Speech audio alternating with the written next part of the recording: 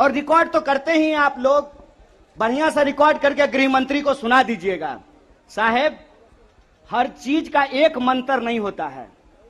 BJP चाहती है कि हर नेता पे एक ही जंतर का इस्तेमाल कर ले। तो मैं भाजपाइयों को कहना चाहता हूं, रे भाजपा वालों, ये राहुल गांधी हैं, इंदिरा गांधी के परिवार से आते हैं, राजीव गांधी के बेटा हैं, आतंकवादी से नहीं डरे, तुम तो वैसे भी माफी मांगने वाले लोग हो भाई, तुमसे क्या डरेंगे यार। ईडी उडी से डर नहीं लगता है। ईडी से हम अपने नेता को नहीं बचाना चाहते हैं, हम बस इस देश की जनता को बताना चाहते हैं कि ईडी इनके घर पे आया क्यों है। ईडी इनके घर पे इसलिए आया है कि मोदी जी को कोई साधु बता दिया है कि विपक्ष के सारे नेताओं पे एक ही कैप्सूल इस्तेमाल कीजिए।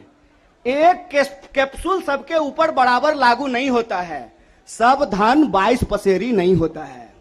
इनको लगता है कि एक बार ईडी भेज देंगे तो कांग्रेस पार्टी डर जाएगी, कांग्रेस के कार्यकर्ता डर जाएंगे और चुप होकर के बैठ जाएंगे कि देखो देखो इसके नेता के ऊपर ईडी आ गया है, तो कार्यकर्ता को कौन पूछता है। कांग्रेस पार्टी के अंदर इस बात का जज्बा है कि अगर हम देश को अंग्रेजों से आजाद करा सकते हैं तो इस देश को हम अंग्रेजों के चापलूसों से भी मुक्त कराएंगे। इस बात को याद रखिएगा, इस बात को याद रखिएगा कि आपने देश के साथ जो खिलवाड़ किया है उस खिलवाड़ के खिलाफ हैं हम। उस खिलवाड़ के खिलाफ क्यों हैं हम? कि आपने इस देश को सपना दिखा करके, आपने इस देश के लोगों को उम्मीद जगा करके उनके साथ धोखा किया है। ये हम नहीं बोले थे, श्री 108 श्री माननीय प्रधानमंत्री जी बोले थे कि हर साल 2 करोड़ नौकरी दी जाएगी। क्या मीडिया वाले? मोदी जी बोले थे ना कि हम बोले थे? अरे बोलिए ना महाराज, आपको भी बोलना पड़ेगा, याद रखिएगा इस बात को। सबकी बारी आएगी, इस बात को याद रखिएगा। अरे हमारे लिए क्या है, जब तक जेल में चना रहेगा, आना जाना लगा रहेगा, हमको कोई दिक्कत नहीं है, लेकिन बारी सबकी आएगी, इस बात को याद रखिएगा। कहे थे ना मोदी जी कि हर साल 2 करोड़ रोजगार देंगे, बोले थे कि नहीं बोले थे? अरे बोलिए ना, आप कांग्रेस के कार्यकर्ता हैं, भाजपा के थोड़ी हैं कि डर जाएंगे, बोलिए। बोले थे ना, बोले थे ना कि महंगाई कम होगी, बोले थे ना खाते में 15 लाख रुपया आएगा, बोले थे ना अच्छा दिन आएगा। आया क्या? मोदी जी के स्टाइल में पूछूं क्या, आया क्या? अब नया जुमला आया है, अब नया जुमला आया है कि हम अग्निपथ लेकर के आए हैं। एक भाजपा का नेता ईमानदार है, कैलाश विजयवर्गीय को धन्यवाद देना चाहिए। कम से कम उसने इस देश के नौजवानों की शंका दूर कर दी।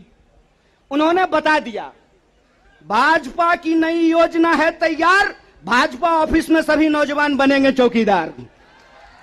यही योजना है ना। लेकिन मैं कहता हूं विजयवर्गीय जी, आपका बेटा बल्ला बहुत बढ़िया चलाता है, अफसर पे बैठ चला रहा था, उसको बीजेपी ऑफिस में क्यों नहीं सिक्योरिटी गार्ड बना देते हैं? मंत्री का बेटा बनेगा सेक्रेटरी, मंत्री का बेटा बनेगा बीसीसीआई का सेक्रेटरी, और किसान मजदूर का बेटा बनेगा भाजपा ऑफिस में सिक्योरिटी गार्ड। हाय रे हिपोक्रेसी, इसी को हिपोक्रेसी कहते हैं ना। और बेईमानी किसको कहते हैं? देश की जनता को लगा कि जब मोदी जी बोल रहे हैं तो सच ही बोलेंगे। मोदी जी की हर बात को मान लिया देश के लोगों ने। मोदी जी ने कहा दीपक जलाओ तो देश ने दीपक जलाया, मोदी जी ने कहा बत्ती बुझाओ तो देश ने बत्ती बुझाया, मोदी जी ने कहा थाली बजाओ तो देश ने थाली बजाया।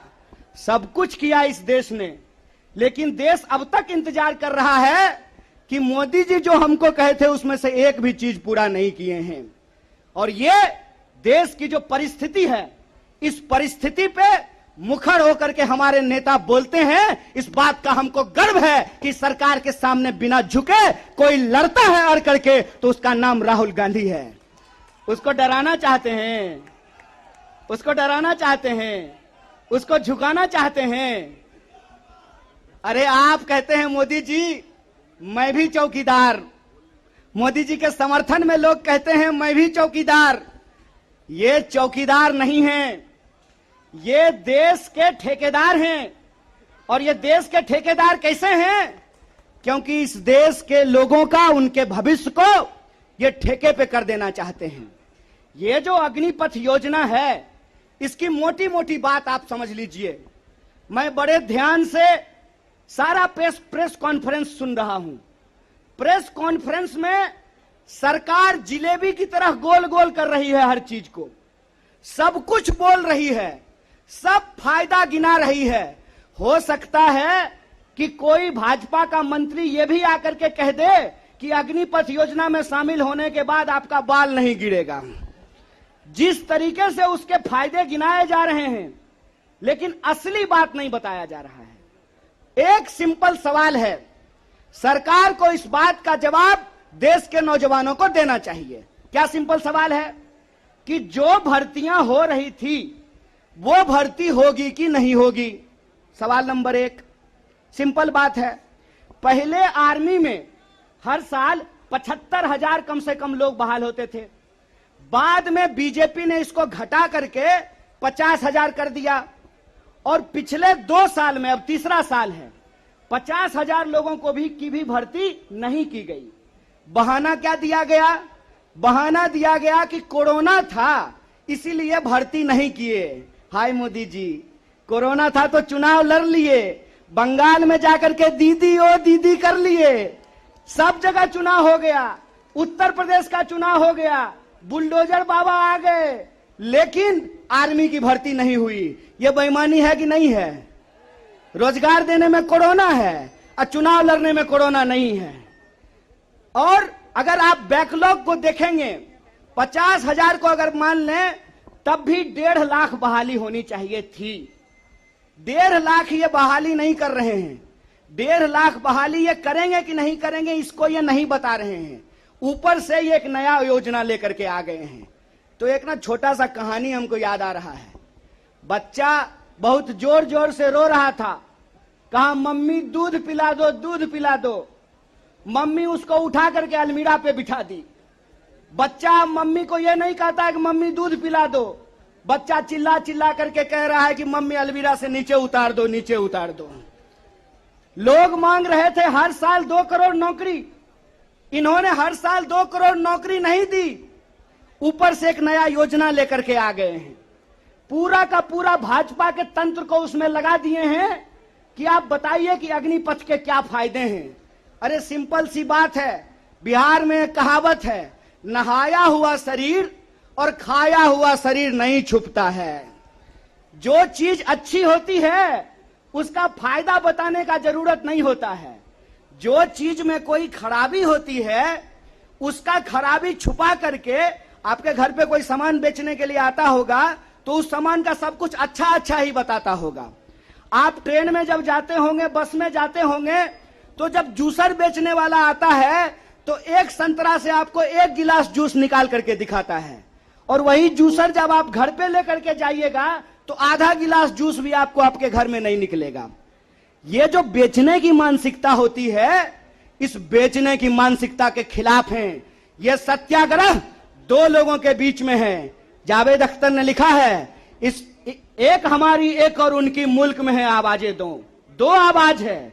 एक वो आवाज है जो इस देश को बेचना चाहता है, वो देश के सरकार में बैठे हुए हैं।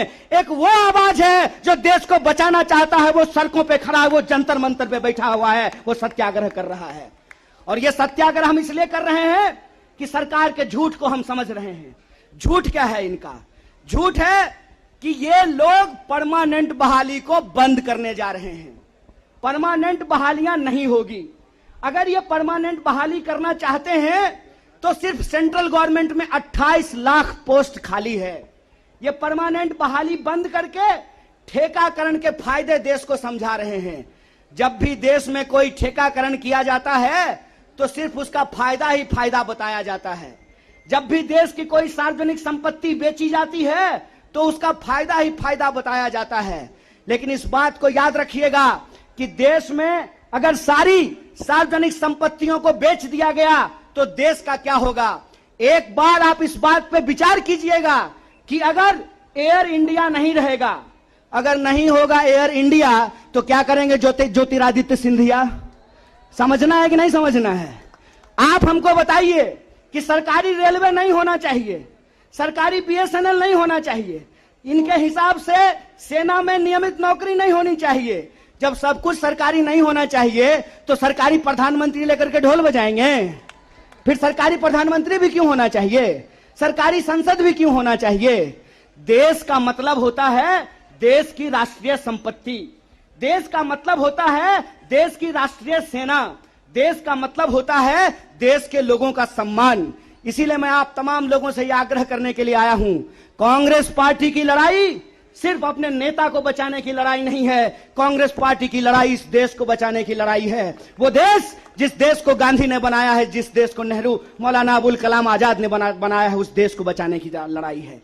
कांग्रेस पार्टी को लेकर के भाजपा लगातार प्रचार करती है कि अगर कांग्रेस किसी चीज का विरोध कर रहा है तो सही होगा। तो आप बताइए, हम भाजपा का विरोध करते हैं, देश के संविधान का समर्थन करते हैं, और उस संविधान को हमने बनाया है, कांग्रेस पार्टी ने बनाया है। इसीलिए कहावत कही जाती है, जाके पैर न फटे बिवाई, वो का जाने पीड़ पड़ाई। जो पार्टी देश को आजादी दिलाई है, वही पार्टी इस देश की आजादी की रक्षा कर सकती है। इसी आशा और उम्मीद के साथ कि सत्य और अहिंसा के रास्ते पर चलेंगे, सत्याग्रह के रास्ते पर चलेंगे, झूठ को हराएंगे। झूठ पे सच भारी है, सत्याग्रह जारी है, यह सत्याग्रह जारी रहेगा। बहुत बहुत शुक्रिया, बहुत बहुत धन्यवाद।